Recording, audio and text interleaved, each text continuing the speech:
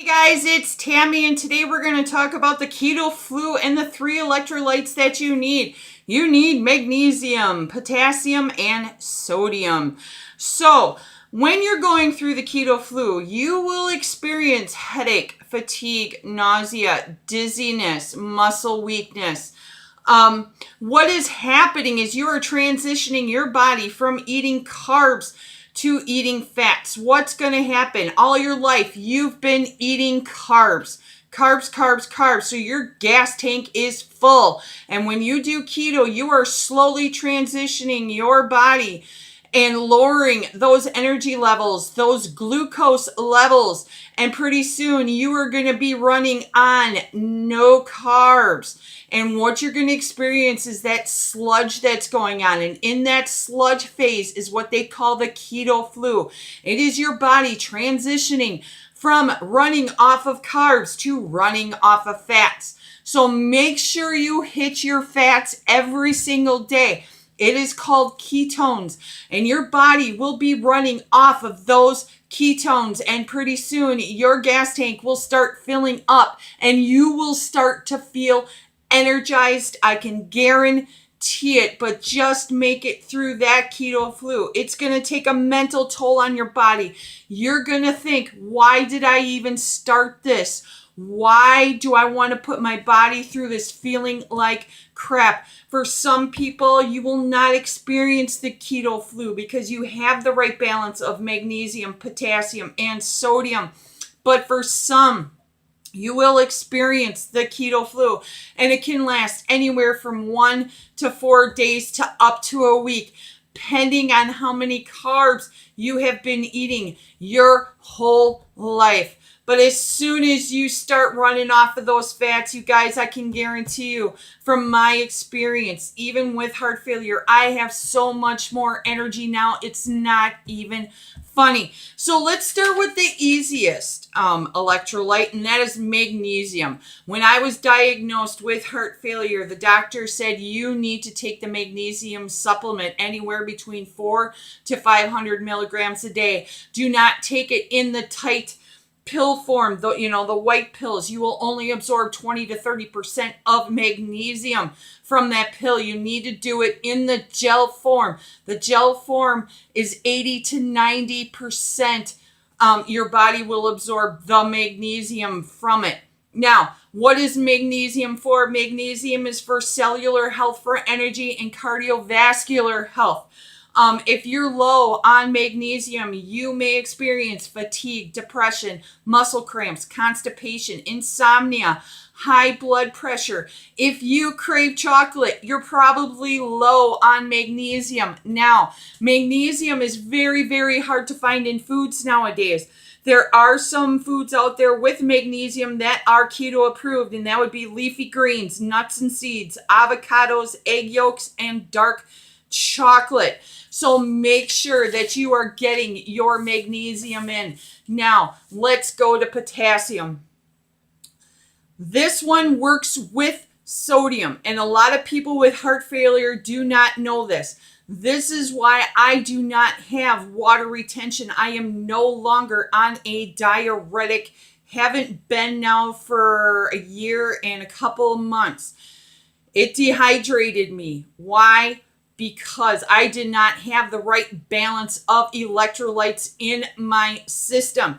Did you know that the average 200-pound person needs 4,700 milligrams of potassium in their body? That's 7 to 10 cups of vegetables a day.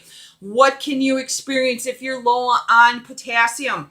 Fatigue, muscle fatigue, constipation, arrhythmias, skip beats, fluid retention. And if you're low on potassium, your blood pressure will go up. I can guarantee that because every time I walk into the doctor's office without any heart medications, my blood pressure is 90/70. Why? Because I have that right balance. If I walk into the doctor's office and my blood pressure is like 113/80, I am low on potassium. Now, How much potassium does a person need with heart failure? We are lucky. We do not need 4,700 milligrams of potassium. Why? Because our hearts do not function at their fullest. I run at 22%. A normal person runs anywhere between 60 to 65%, so they have an easier time with potassium. Our kidneys do not function. Our organs do not function properly.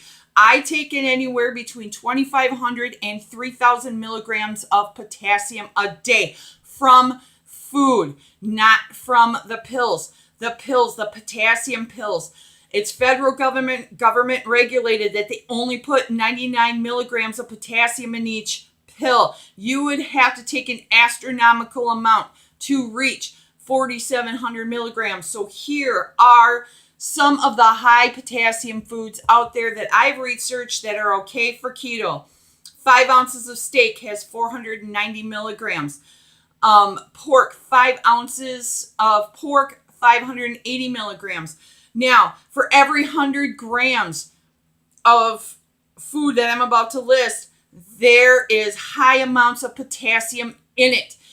Beet greens, you know, when you buy the beets and the greens on the end, the leafy greens, 762 milligrams. Swiss chard, 379 milligrams. Avocados, 500 milligrams. Squash, depending on which one, 350 milligrams. Spinach, 558 milligrams. Mushrooms, 318 milligrams. Tomatoes, 237 milligrams. And that's per 100 grams, you guys, per 100 grams of that food. That is high potassium. That's how I get my potassium in. Now, if you are on a diuretic, I can guarantee you are low on potassium, because what does the diuretic do? Flushes out that water, flushes out that sodium, flushes out that potassium, and flushes out that magnesium. You need to get it in to keep that water retention down. Now, when I was in high school, or middle school, and I was in basketball, I did not know this. My father said, here, Tammy, you should not eat bananas. Bananas do not contain that much potassium, and they don't. And you can't eat bananas on the keto diet because of the carbs. So my father told me, take a teaspoon of cream of tartar. Yes, a cream of tartar. 1 teaspoon has like 500 milligrams in it. It's a little expensive. You know, you only get that little thing. I think it's like for $5 or $6.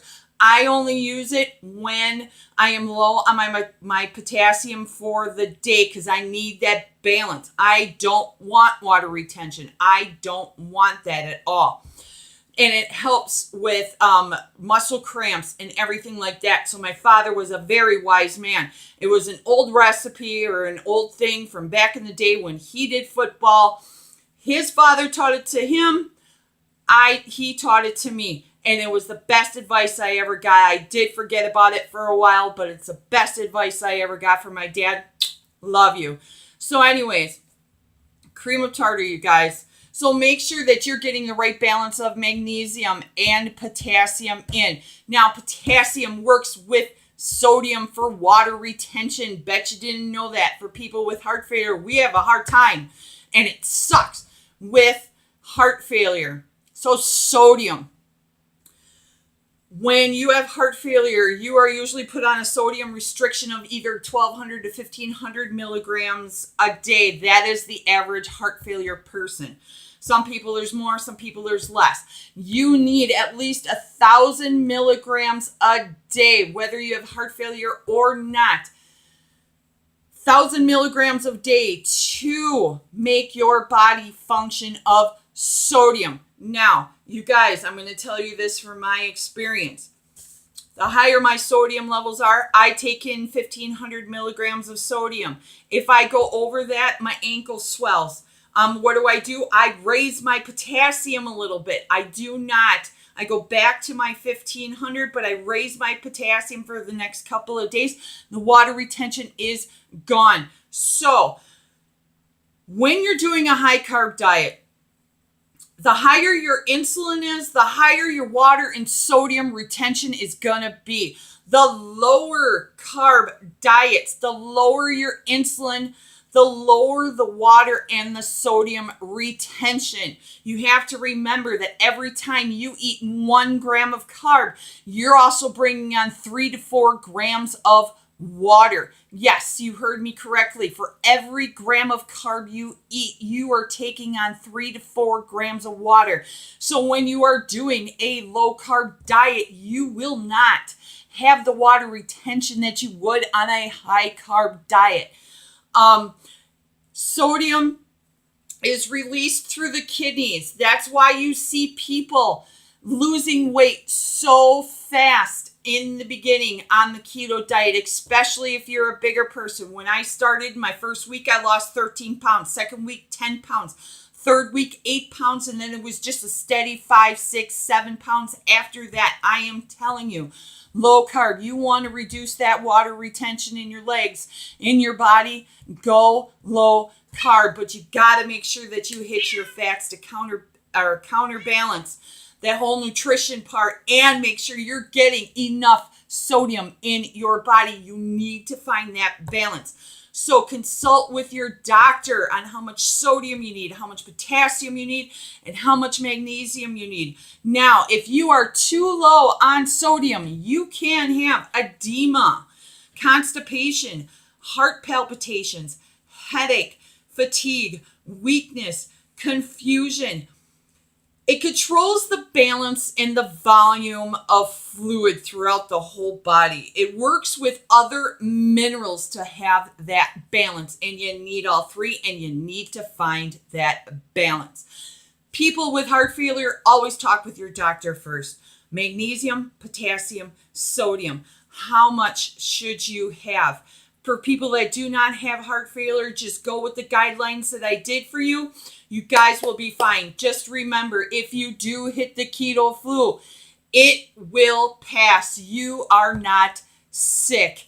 Just remember, I am doing this for my health. I am doing this because I want to feel better. And let me tell you guys, this is something that I am probably going to stick with for the rest of my life, because I have never felt better in my whole life, except for when I was doing keto the first 4 months of my journey.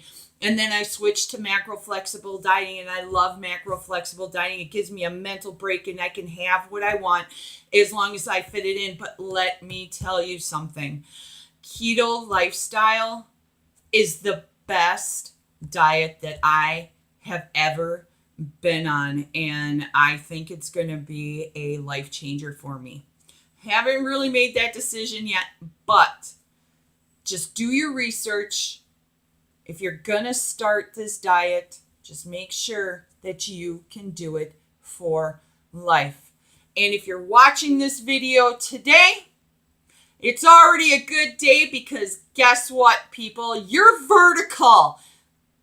And that's how I look at every day. If I wake up every morning, it's a good day because I am vertical. Now, I have to go hit the gym. I got to go sweat it out and get my groove on the treadmill. I will talk with you guys later, and have a good day. Bye.